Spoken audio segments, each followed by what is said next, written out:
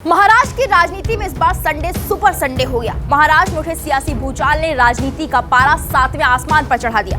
अजीत पवार की बगावत के बाद एनसीपी के घर का आंगन दो हिस्सों में बंट गया। अजीत पवार ने शिंदे सरकार को समर्थन देते हुए महाराष्ट्र के डिप्टी सीएम के रूप में अपना अगला राजनीतिक कदम उठा लिया है। अब सबकी नजर उनके चाचा और एनसीपी चीफ शरद पवार पर टिकी हुई है। उनका अगला कदम क्या होगा, तो आइए इस मामले के अहम पहलू को समझते हैं। देश के दिग्गज नेता शरद पवार ने भतीजे अजीत पवार के नेतृत्व में हुए विद्रोह के बाद 5 जुलाई को राष्ट्रवादी कांग्रेस पार्टी यानी कि एनसीपी की एक बैठक बुलाई। उन्होंने कहा कि पार्टी लाइन का उल्लंघन कर महाराष्ट्र के एकनाथ शिंदे नीत सरकार में शामिल होने वाले नेताओं के खिलाफ कार्रवाई की जाएगी।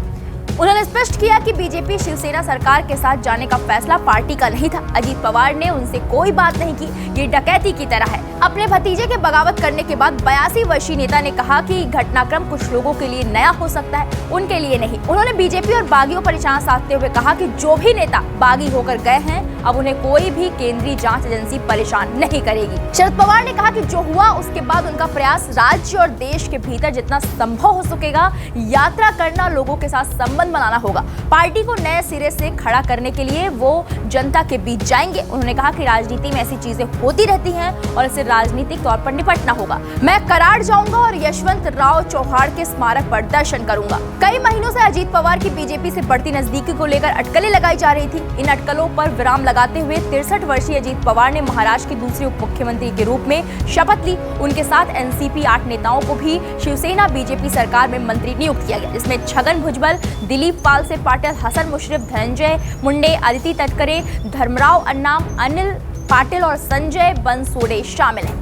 अजीत पवार ने खुद को असली एनसीपी करार देते हुए पार्टी और उसके चुनाव चिन्ह पर दावा ठोक दिया है। उनके इस दावे का विरोध करते हुए महाराष्ट्र एनसीपी के अध्यक्ष जयंत पाटिल ने कहा कि पार्टी एकनाथ शिंदे सरकार का समर्थन नहीं करती है। उन्होंने दावा किया कि बीजेपी शिवसेना सरकार को समर्थन देने का वादा करने वाले कई विधायक कंफ्यूज हैं और शरद पवार के साथ बने हुए हैं। 5 जुलाई को शरद पवार के नेतृत्व में महाराष्ट्र जिले के सभी कार्यकर्ताओं और नेताओं की बैठक होगी। मीडिया रिपोर्ट्स के मुताबिक महाराष्ट्र के राज्यपाल को लिखे पत्र में अजीत पवार ने 40 से अधिक एनसीपी विधायकों और विधान परिषद के 6 सदस्यों के समर्थन का दावा किया है। एनसीपी के पास 53 विधायक हैं। अजीत पवार ने शपथ लेने के बाद कहा कि एनसीपी के सभी विधायक उनके साथ हैं। वो एनसीपी के नाम और चुनाव चिन्ह पर चुनाव लड़ेंगे। अजीत पवार ने पीएम मोदी की भी सराहना की। उन्होंने कहा कि प्रधानमंत्री मोदी के नेतृत्व में बीते 9 सालों में देश अच्छे से चलाया जा रहा है। पीएम को हराने के लिए आज सभी विपक्षी दल साथ में आ रहे हैं। इनकी बैठक में कुछ आउटपुट सामने निकल कर नहीं आता है। अगर हम शिवसेना के साथ जा सकते हैं तो हम बीजेपी के साथ भी जा सकते हैं। नागालैंड में भी यही हुआ। अजीत पवार की इस बगावत को लेकर लोकसभा चुनाव से पहले बीजेपी के लिए राहत और विपक्षी दलों की एकता के लिए बड़ा झटका माना जा रहा है। विपक्षी दल लोकसभा चुनाव 2024 से पहले बीजेपी के खिलाफ गठबंधन बनाने की प्रक्रिया में है और शरद पवार को इस महागठबंधन का सूत्रधार माना जा रहा है। ऐसे में पहले शिवसेना और अब एनसीपी के एक गुट के अलग होने से विपक्षी एकता पर असर पड़ने वाला है और बीजेपी के नेतृत्व वाले एनडीए की ताकत बढ़ने लगी है।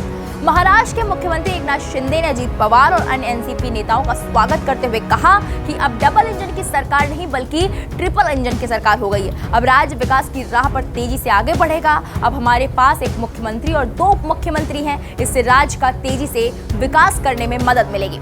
एनसीपी में बगावत के बाद कांग्रेस अध्यक्ष मल्लिकार्जुन खड़गे, पूर्व अध्यक्ष सोनिया गांधी और राहुल गांधी ने समर्थन देने के लिए शरद पवार से फोन पर बात की है। साथ ही कांग्रेस ने अपनी पार्टी को एकजुट रखने के स्पष्ट प्रयास के तहत अपने विधायकों की एक बैठक भी बुलाई है। अजीत पवार ने महाराष्ट्र का पूरा गेम ही पलट दिया। अब क्या होगा शरद पवार का अगला कदम? क्या वो कांग्रेस से हाथ मिलाएंगे या फिर कोई और बड़ा फैसला लेंगे? इस पर सबकी नजर टिकी हुई है। इस मामले पर आपकी क्या राय है, हमें कमेंट बॉक्स में जाकर जरूर बताएं।